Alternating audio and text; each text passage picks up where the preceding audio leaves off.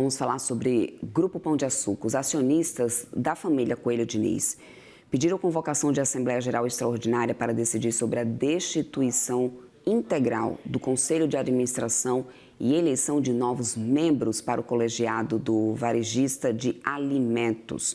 De acordo com informações que foram divulgadas pela GPA, os acionistas explicaram que a intenção do pedido é buscar representatividade no conselho proporcional à sua atuação, à sua atual participação acionária. E para conversar sobre esse assunto, eu chamo agora o Alexandre Pletz, ele que é head de renda variável na Faz Capital, já está aqui comigo. Meu querido, seja bem-vindo, bom dia para você, antes de mais nada, bem-vindo aqui à nossa programação. Bom dia, Débora. Bom dia a todos. Então, para falar um pouquinho de Pão de Açúcar, essa escalada aí da família em rumo ao controle novamente da companhia, a gente viu essa chamada para a Assembleia Geral Extraordinária sendo aprovada e agora a gente vai esperar as cenas dos próximos capítulos aí, mas como tu disseste, eles aumentaram muito a participação, ainda não chegou naqueles 25% que obriga a chamar uma oferta pública de aquisição. Uhum. Contudo, é uma participação muito relevante e, claro, é natural que eles queiram, assumir novas cadeiras no board da companhia. Uhum. Isso faz parte de qualquer um que queira, que tenha uma participação nessa magnitude, né. Tá, então essa movimentação, Alexandre, na tua visão da família Coelho, é um movimento que deve ser lido então como um passo para poder ganhar mais voz, né, nesse momento? Ou a gente pode ver isso apenas como uma sinalização, talvez, para uma disputa por poder dentro da companhia? Como que a gente separa agora, ou seja, qual que é a interpretação que dá para a gente ter diante dessa movimentação? Nós temos, 2 variáveis dentro disso.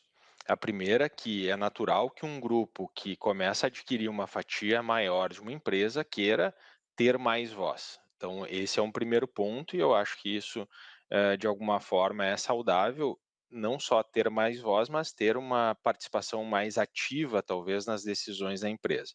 O segundo ponto, e que é uma variável que traz um pouco de preocupação, é a questão da governança, porque agora a gente tem, uma concentração de capital em 2 grandes frentes, que é o Grupo Cassino e a família Diniz, então essa governança ela pode ter um certo choque agora de como que a gestão estava, porque a família já, deixou claro que estava desagradando a eles a forma como era conduzido o grupo, e agora esse choque de governança, pode atrapalhar um pouco os rumos ou pelo menos até direcionar novamente, pode dar uma instabilidade no grupo.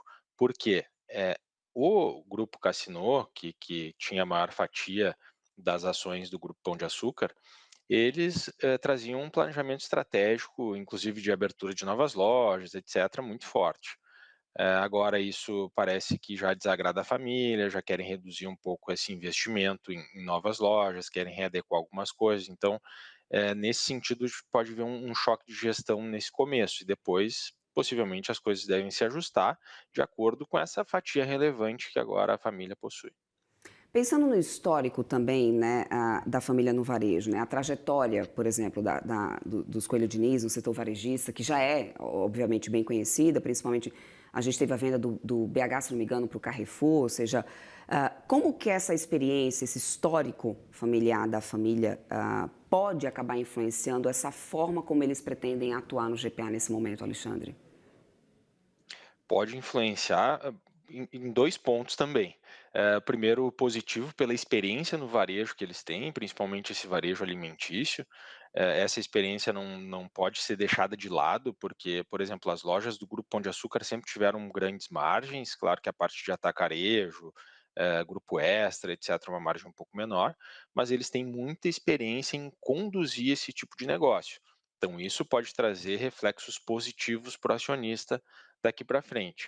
O ponto negativo também é a questão da governança corporativa, porque eles já tiveram problemas no passado com brigas entre controles e grandes acionistas e em conselhos, então isso pode se repetir de uma maneira negativa. Esperamos que não, que essa experiência passada traga aí daqui para frente alguma coisa positiva de conduzir com um pouco mais de tranquilidade os negócios, mas é um ponto de alerta aí, porque a gente já viu acontecer no passado.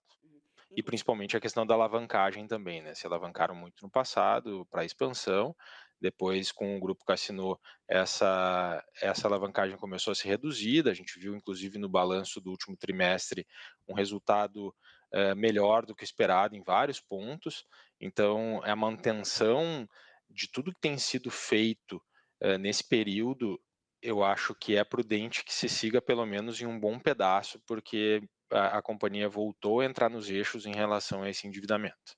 pois é, pegando até um gancho nessa preocupação com o endividamento ou não, que aí eu queria trazer um pouco dessa possibilidade de a gente ter, se o senhor acredita nisso, a família Coelho Diniz assumindo um papel acionista mais ativista no grupo, ou se na verdade a gente pressionando, obviamente, por mais eficiência, ou se na verdade esse seria um movimento muito mais defensivo, de proteção de capital investido, né, pensando nessa questão já de custos operacionais, como você mesmo falou que eles já vinham se posicionando contra, né, a abertura de novas lojas, enfim, né, ou seja, qual que tende a ser, na tua visão nesse momento, esse perfil de investidor da família, mais ativo como acionista ou de proteção realmente do próprio capital investido?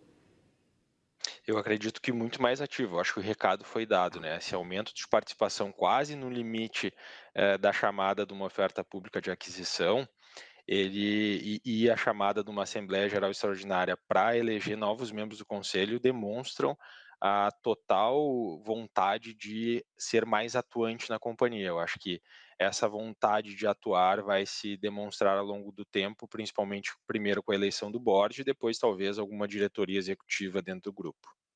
Acho que essa mudança de conselho é algo rápido, né, de ser acompanhado, ou seja, é possível esperar ajustes estratégicos relevantes já no curto prazo, ou esse é um processo que é demorado, ou seja, que não vai ser algo de a gente ter mudança efetiva de bate-pronto agora no conselho de administração, por exemplo? Tem alguns aspectos legais, previstos no estatuto da companhia que devem ser respeitados, inclusive os prazos para que isso ocorra, mas, não são reflexos de tão médio prazo não, a gente consegue ver, nitidamente a eleição provavelmente no mês que vem já e alguns ajustes sendo tomados, de imediato. Então eu acredito que ainda esse ano a gente tenha alguns ajustes importantes aí na condução da companhia, principalmente em relação ao planejamento estratégico que é trazido do grupo Cassino. Uhum. E esse movimento, pensando em futuro, talvez, perspectivas de M&A, esse movimento abre espaço para operações de fusão e aquisição no curto e médio prazo, na tua visão, Alexandre? Eu acho que não, eu acredito que a família talvez no futuro queira aumentar o seu controle da companhia e aumentar, sim a participação e aí adquirir, uma fatia bem maior da companhia aí, fazendo essas ofertas de aquisição. Eu não acho que esse movimento tenha sido para depois, colocar novos, sócios para dentro do negócio. Eu acho que eles tiveram um sucesso tremendo no passado, com essa companhia, com os braços do Grupo Pão de Açúcar, e eu acredito que voltar a isso seja um interesse da família. Bom, pensando na reação do mercado, né, porque a gente teve uma reação com uma alta bem importante, né, do mercado, alta das ações do GPA depois dessa notícia. Do teu ponto de vista, essa valorização reflete muito mais uma expectativa por uma melhora, né, na gestão, ou seria mais um movimento especulativo realmente no mercado de curto prazo? Eu acho que os números, no final das contas, eles que demonstram como que o mercado vai realmente reagir. Os números, apesar de terem melhorado, ainda não são os ideais. Então, o movimento de ontem, a gente já viu movimentos nos meses passados muito similares, de alta volatilidade, uma grande amplitude, uma subida do preço da ação bem expressiva, e isso me parece ainda um viés mais especulativo.